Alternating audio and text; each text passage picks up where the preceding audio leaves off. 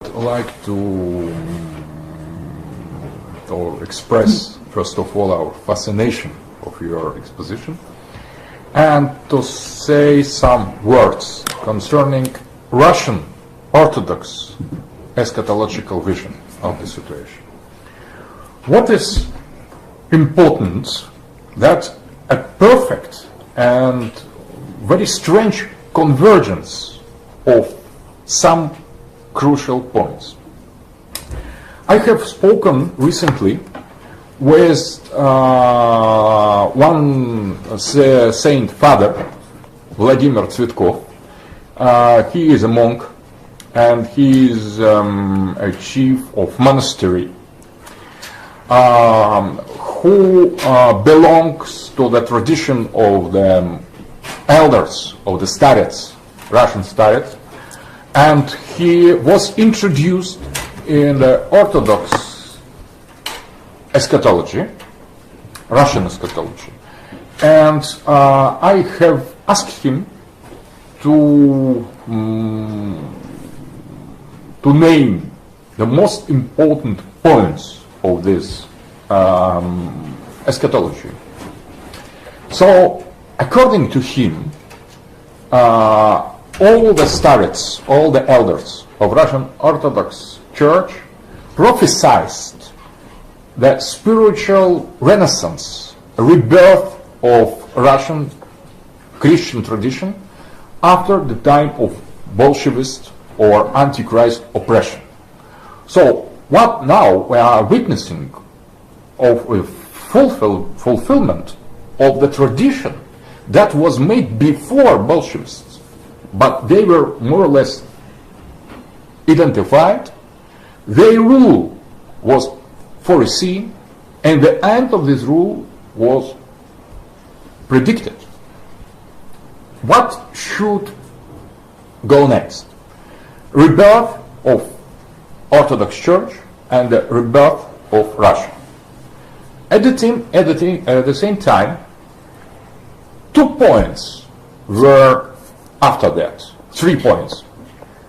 The wars and with the great suffering of the Russia, and also the many challenges to Moscow and many damages that we will suffer. So very devastating wars waged against us in the future. After reconquest of the Constantinople, precisely that the elders of Russian Orthodox Church affirm that Russia will conquer Constantinople and free Hagia Sophia and restore it as Christian cathedral. But that will be in the animosity against Western Christianity that is recognized as a kind of fallen branch of our church. So it is all concerns only Orthodox Eastern Christian tradition. And the last thing, that was the great war against Israel and the reconquest of Constantinople. So there are not Muslims mentioned expressly, but that rebirth of Christendom in Russia, reconquest of Hagia Sophia in Constantinople, and the war against Pax Judaica. And in all these predictions, the rule of the international Jewry was recognized as the sign of the end of the time and as the representation of the rule of the Antichrist. So there is perfect convergence with what you have said, and that is also quite opposite to what Salafi Muslims affirm, because they are for alliance with the West and against so-called Russian oppression against Muslim minority. So we have two global visions, not one Christians, the other Muslims, but two global visions, one Muslim Christian that you defend and we defend, and the other Muslim Christian vision that is defended by Westerners, the Zionists, and the Jews. So you have promptly pointed out that the idea of the Jews is not all of them. No. So, and that gives the possibility to regard the third monotheistic phase as double. So they are part of the Jews. They will be, I think that major part of the Jews will be on other That's right.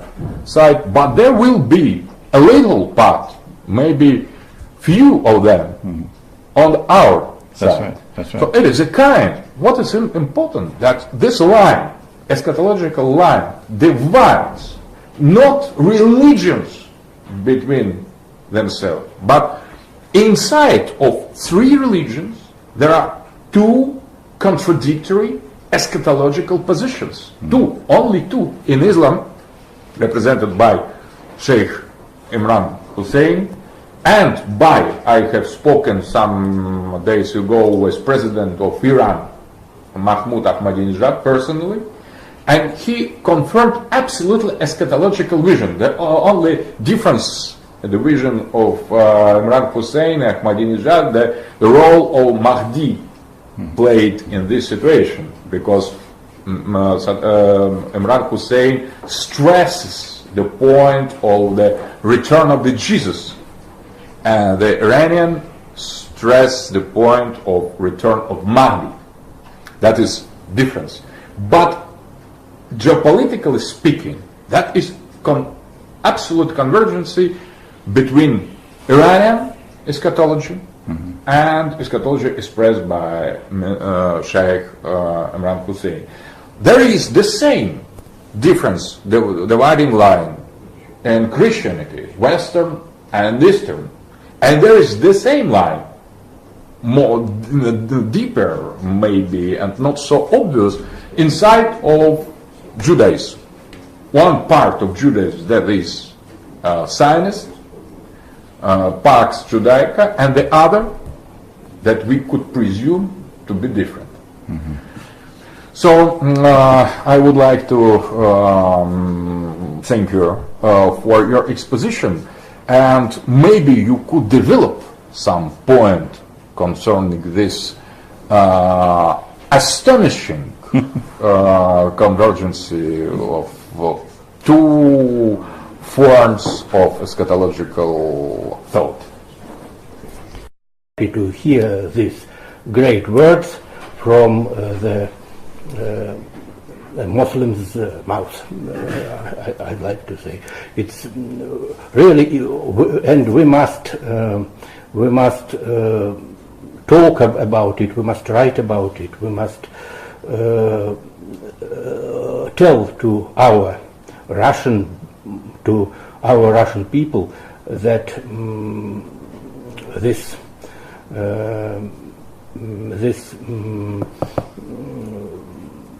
evil which is connected in our conscience with the Muslims is a great sin from the point of view of the Islam as it is, and this is a way to our future alliance. Вот, пожалуй, так сказать, я просто немножко пересказал, так сказать, для того, чтобы было ясно вот здесь сидящим, и высказал вот эту вот, так сказать, позицию, that it's very important. It's very important at the same time with your words about two Islamic views and two Christian views. and maybe to Judaic views, but this is another problem for our discussion that is more complicated problem. And, but what you said about two Christianities and two Islams is very important. But we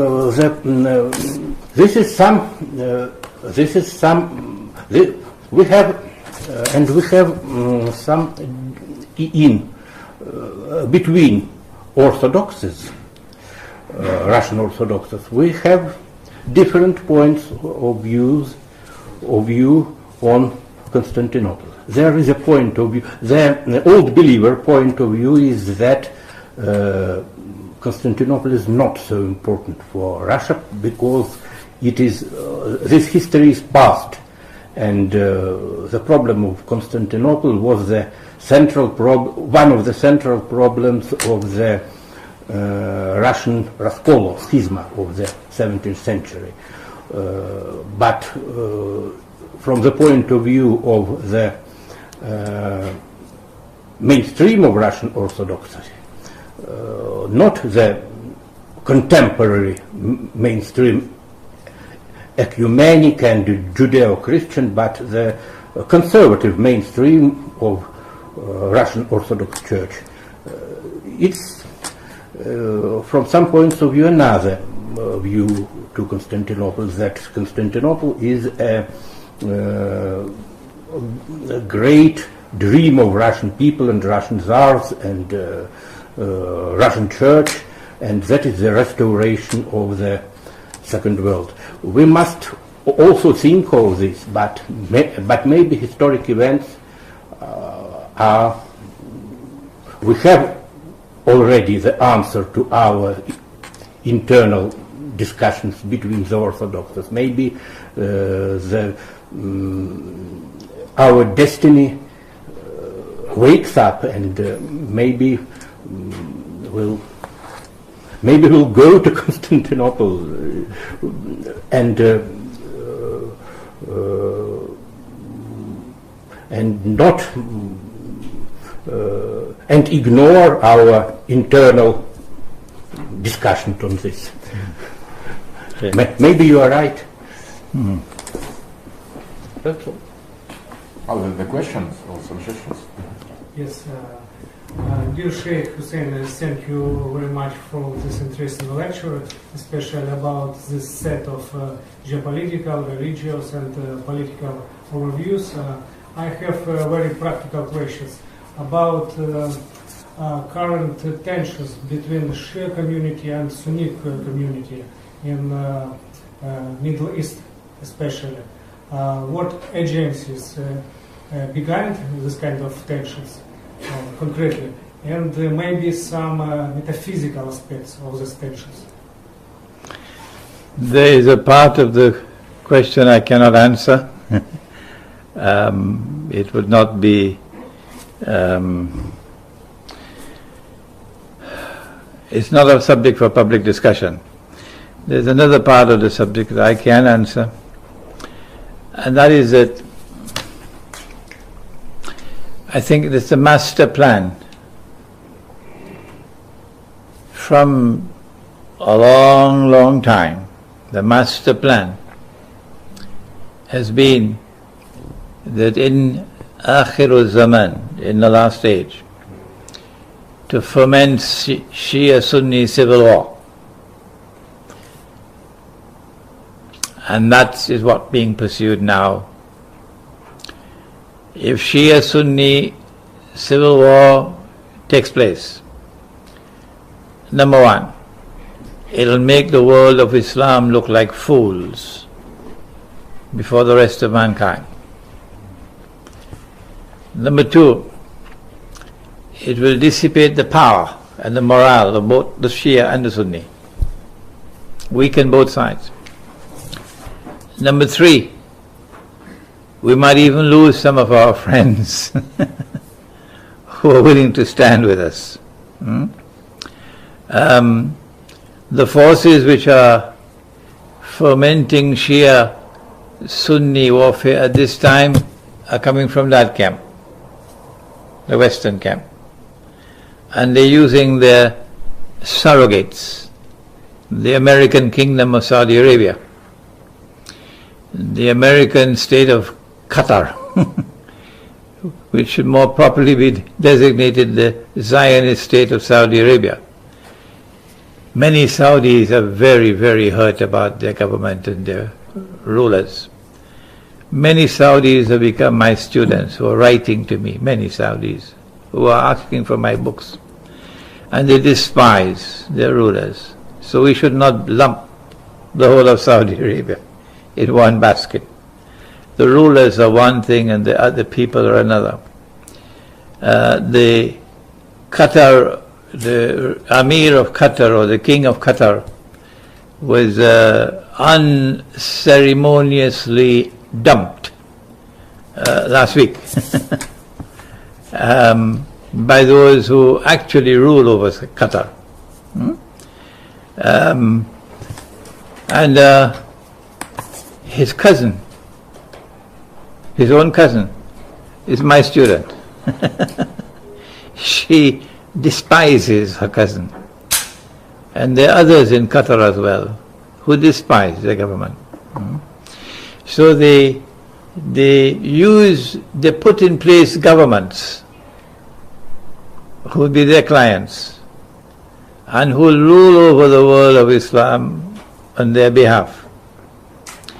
But if they can make overtures to the world of Islam and try to build links with the world of Islam, which are so immoral and devious and to their benefit, there's no reason why Russia should not also reach out to the world of Islam in a manner which has greater integrity, morality in it, and which would seek to reach the hearts of the people.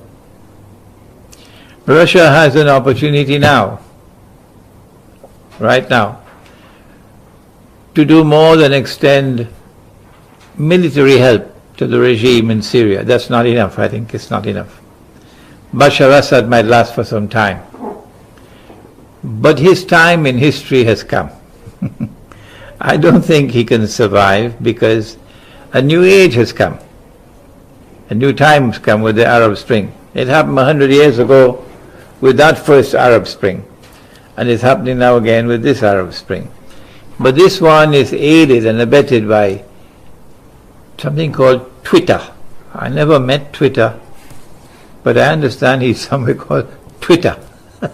And SMS, and television, and the internet, and so on. And so transmission of information is so rapid and universal. The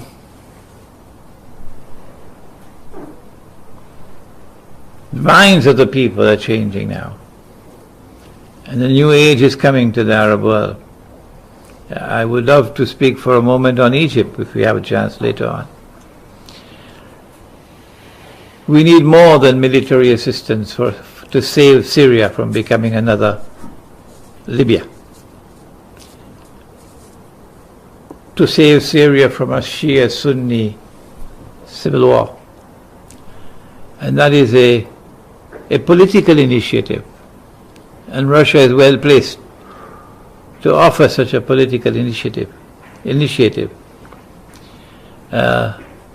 When our Prophet, Allah's blessings be upon him, left Mecca and migrated to Medina, he met a diverse society in Medina.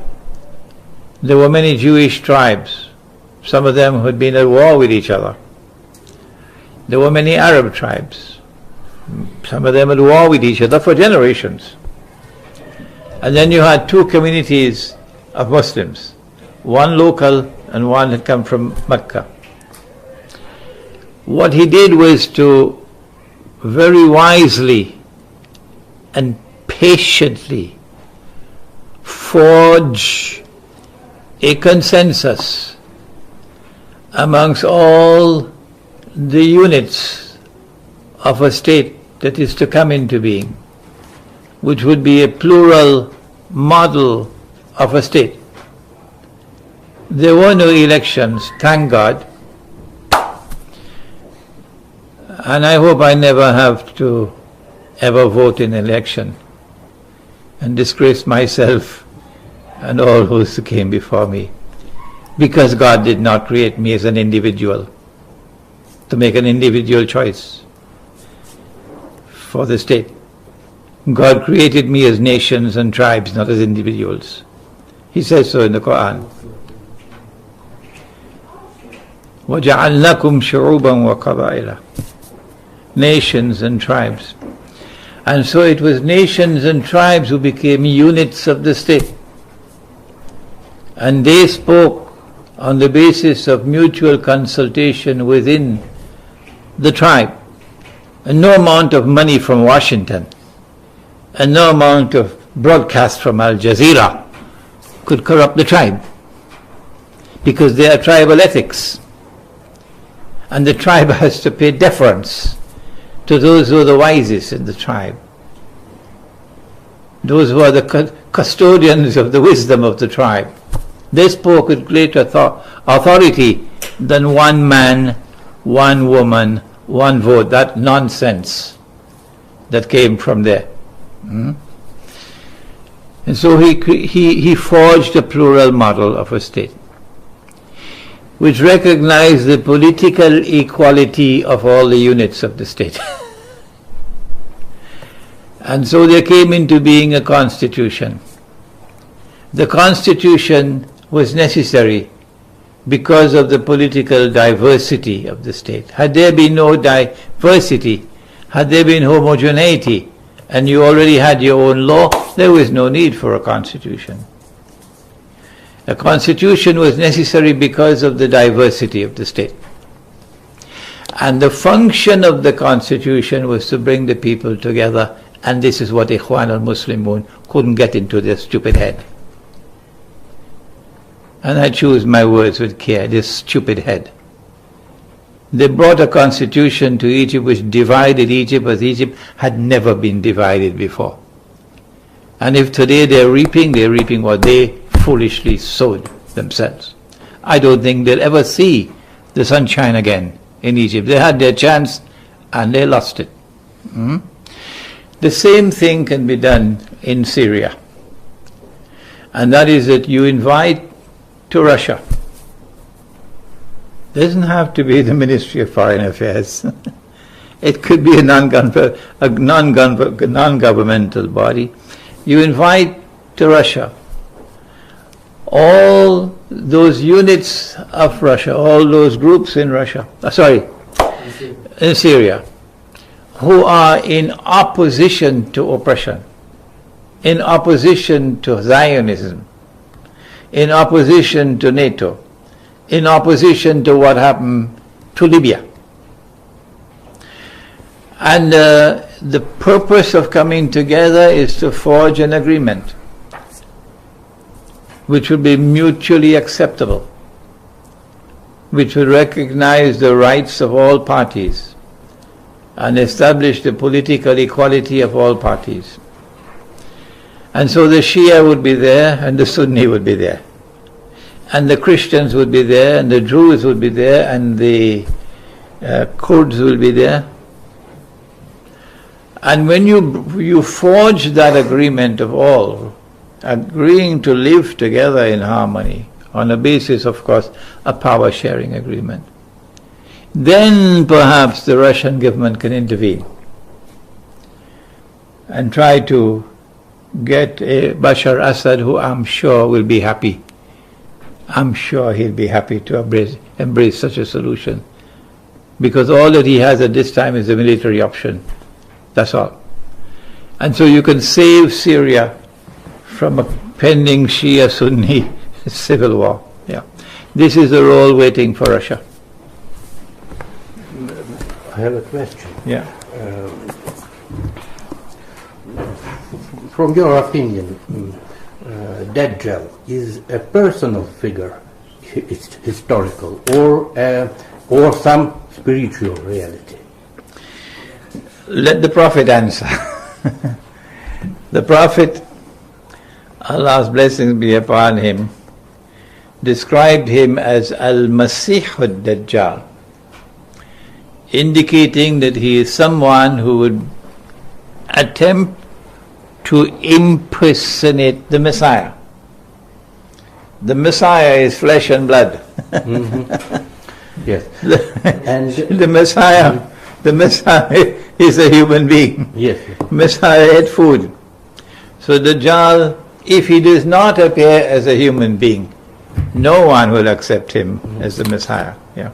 Yes. And what about such figures? What about such figures? What do you mean?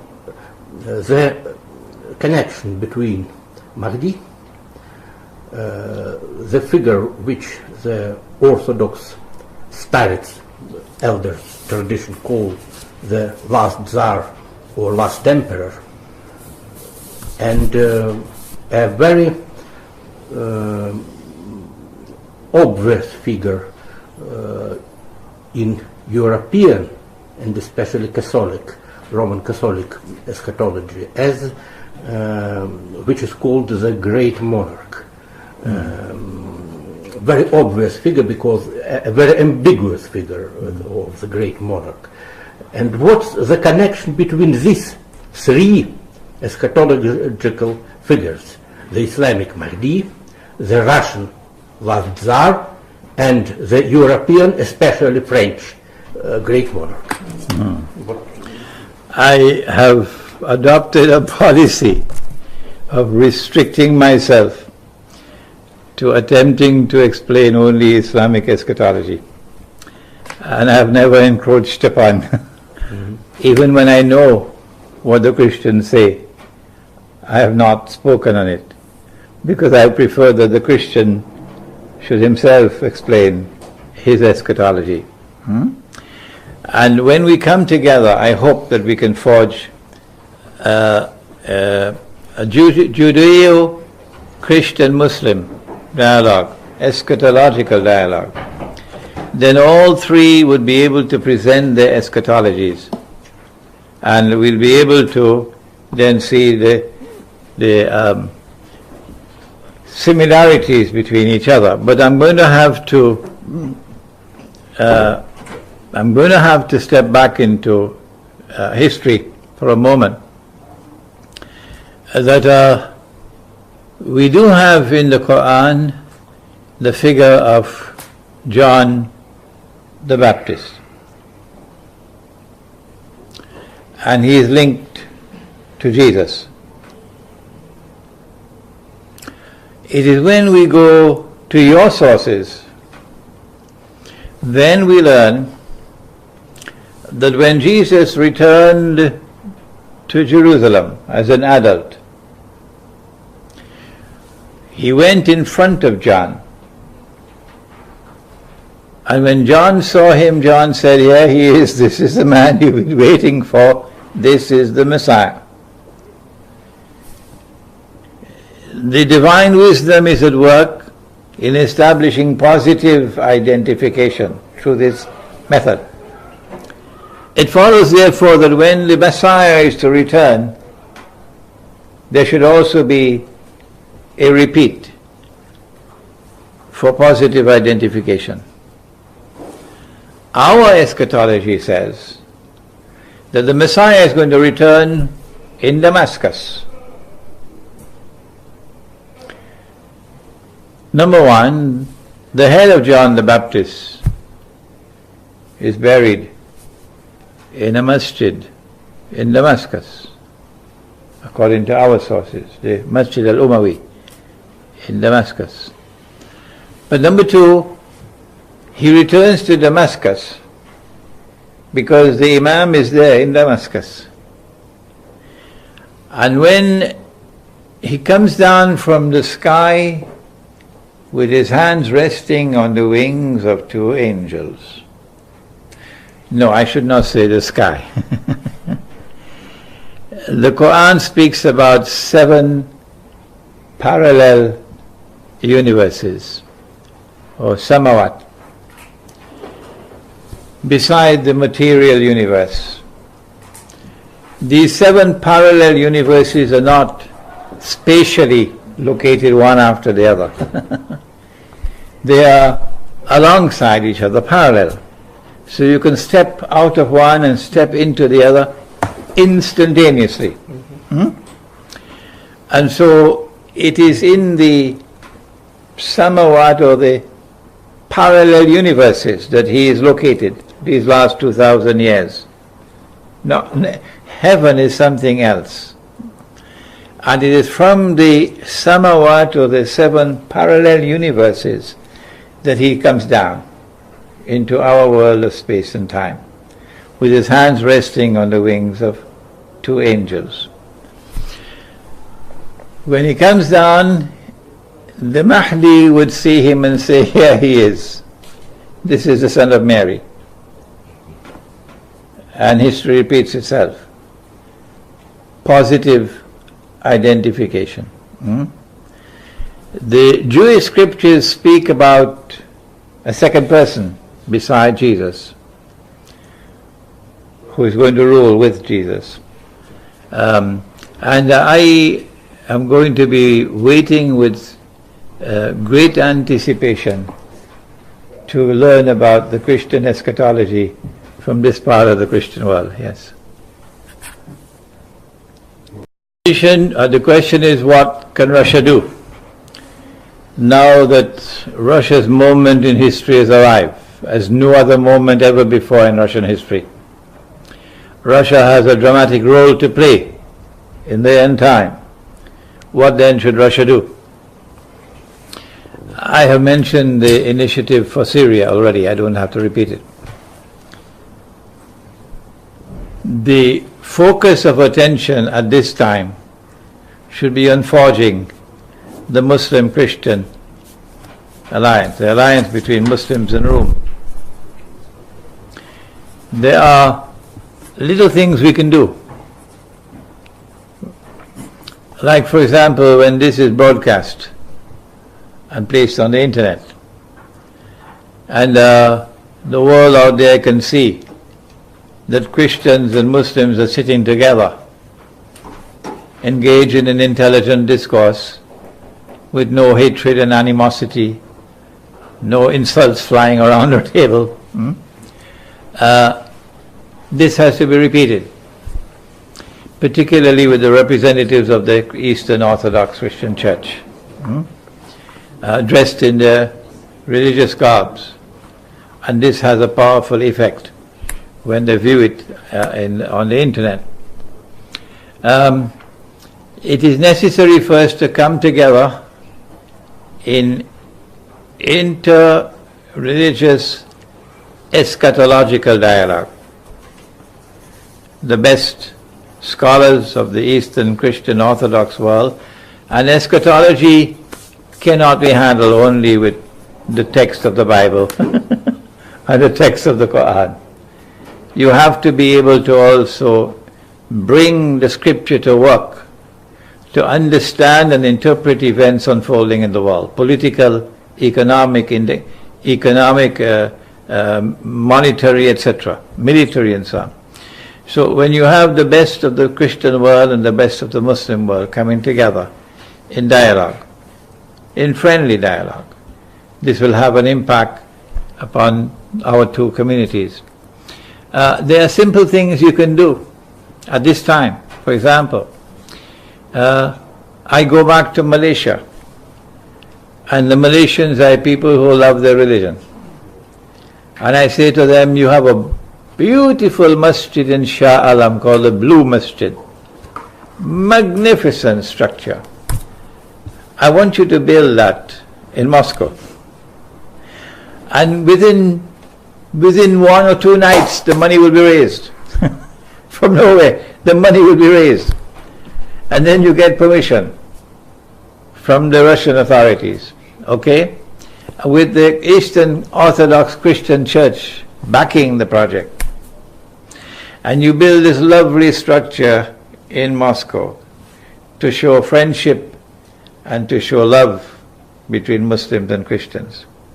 And then in that part of the Christian, in the Muslim world where Orthodox Christians live, you do the same thing. And Moscow raises the money and they build a beautiful cathedral in that part of the world. And in this way, you're going to be doing small things that can be done right away, quickly, without any great effort. Once the roadblocks can be removed. In order for the roadblocks to be removed, you need public education. You have to go out there in Moscow and you have to explain to them what you've understood and learned over here. These are some of the small steps that can be taken right away in order for Russia to exploit the opportunity which has now come its way. We could start.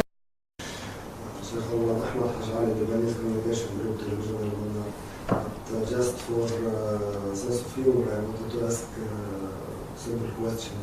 What do you think about the unity and what's in between the appearance of Jesus Christ and Imam al-Mahdi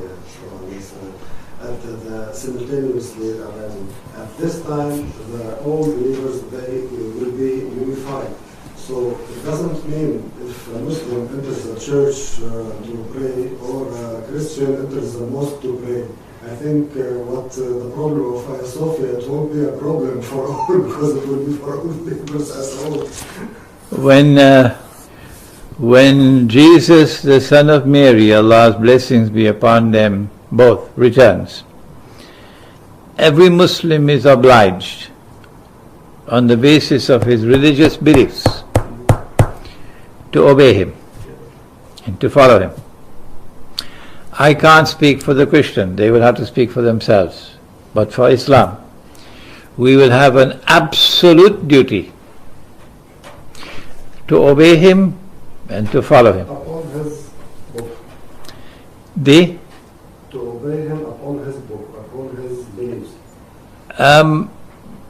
I think it is sufficient at this time to restrict myself to saying that every Muslim will have an obligation to obey him and to follow him, to assist him. It is not for us to speak for the Christians. They will speak about their relationship with him when he returns. We can only anticipate that the Christian view will be the same as the Muslim view. Yeah. But we must be careful not to tread in territory which does not belong to us. So I have always restricted myself in my eschatology to Islamic eschatology. I wrote a book on Gog and Magog. There's a lot of material in Christian eschatology on Gog and Magog. I looked at it, but I have not used anything at all from Christian eschatology in my book. I prefer that the Christians write their book on Gog and Magog, okay, rather than me attempting to interpret their book. And then the two books can come together and you can compare them. Yeah.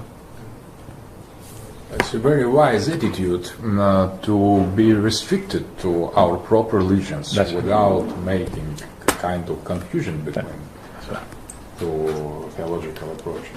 Еще есть? Of dark organizations, of this organization, Sufi organization, to participate in the end time more closely. Okay. I regret that the name Sufism, Tasawwuf, was ever invented, because I don't need it. The Messenger of Allah, Allah's blessings be upon him, gave us a term, Al-Ihsan. And when he was asked what is Al-Ihsan, he said that it is to worship God as though you're seeing him.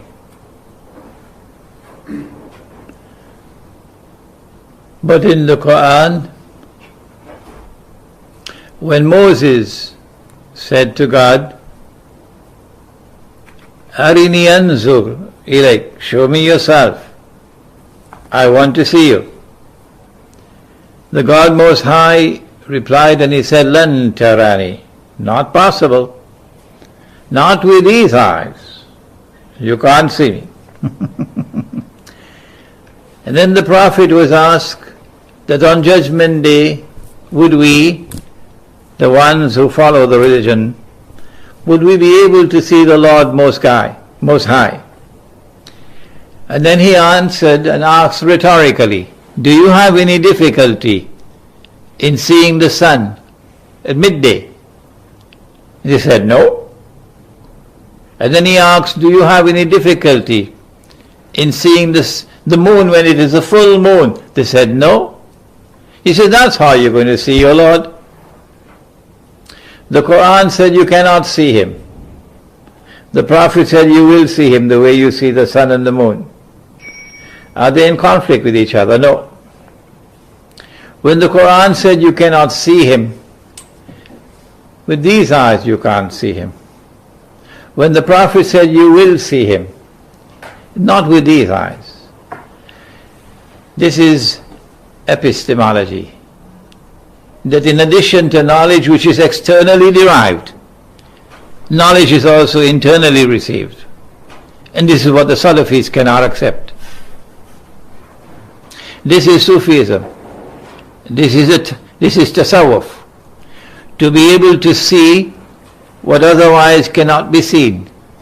And if you walk into any Christian Orthodox cathedral in Russia today, you probably see it on the wall as well. That you had people in Russia once upon a time who could see what others could not see. So you're not unfamiliar in Russia with the subject. This is Sufism, this is tasawwuf. To see not only externally but internally, and to have both oceans of knowledge harmoniously integrated with each other. And then you apply that to the understanding of events unfolding in the world. If there were really Sufis in Turkey, if these were Sufis in Turkey who could see what otherwise could not be seen, would Turkey still be in NATO? Would Turkey still be using this bogus, fraudulent and utterly haram paper money? This is Russian paper. They have it in Turkey as well. A couple of years ago it was 1.something million lira to 1 USD. Around the world today, this bogus, fraudulent and utterly haram paper, plastic and electronic money passes for money. If we had eyes and we could see, we'd be waging a struggle to extricate ourselves from this. And tomorrow Russia would make gold and silver coins legal tender. Tomorrow Russia would make gold and silver coins legal tender. What about the Shia, if that's the Sufi? 34 years after an Islamic revolution, and after 34 years, Shia Iran is still using this bogus and fraudulent and utterly haram paper money. And when you go to speak with the scholars of Islam in Iran, they don't even know the ABC of the origins of paper money. They've not ever studied the subject. And yet, we are told this is authentic Islam.